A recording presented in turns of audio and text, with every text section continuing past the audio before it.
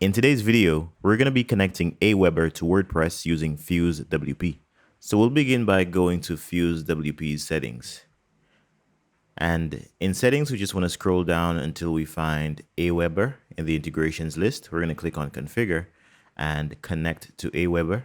We'll need to sign in to connect the service. Click on allow access and you should be connected to AWeber. We'll confirm by clicking on configure again. And here we can see it's successful.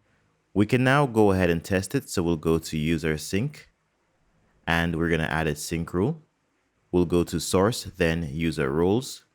We'll add a destination. Our user role is going to be any roles and the integration will be AWeber. Next, we'll select a list and this is tutorials in our case. And if you want to, you can go ahead and add tags. Now moving on, we have custom fields. So here first name is being mapped as text to AWeber's first name field. The same is being done for last name.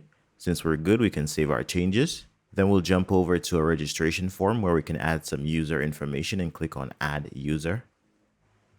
Okay, I'm going to go ahead and click on no in this dialog box and I'll head over to AWeber to see if our contact was synced. We'll go to subscribers and our user is not in this list as yet. We'll need to refresh our page to see if it shows up.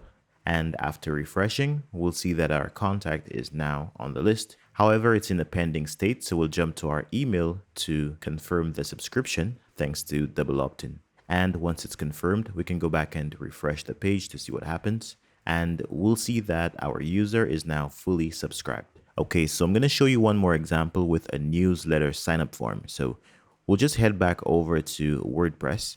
This is our dashboard and we're just going to go to FuseWP. We'll hover and click on user sync. And here we're going to add a new sync rule one more time. And this time the source will be WP forms. And our source item will be our newsletter sign up form.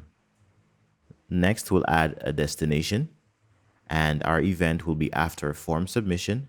The integration, of course, will be AWeber. And we'll select our tutorials list one more time. This time we'll need to map our custom fields manually. So we'll map email address as text. Then we'll map first name and last name. I also forgot to mention that you can also click on map another field if you want to add your own field. Since we're done, we can now scroll up and click on save. And once our settings are saved, we'll go to our newsletter sign up form where I will enter some random lead information. And all we'll need to do right now is submit this form. And as soon as we have our success message, I'm going to go to AWeber to see if our lead was synced. So in AWeber, we can see the lead that we subscribed, but of course it's still pending. And all the user would need to do is confirm the subscription in their email. So this is how you connect AWeber to WordPress using FuseWP. I hope you found this video helpful. Thanks for watching and see you next time.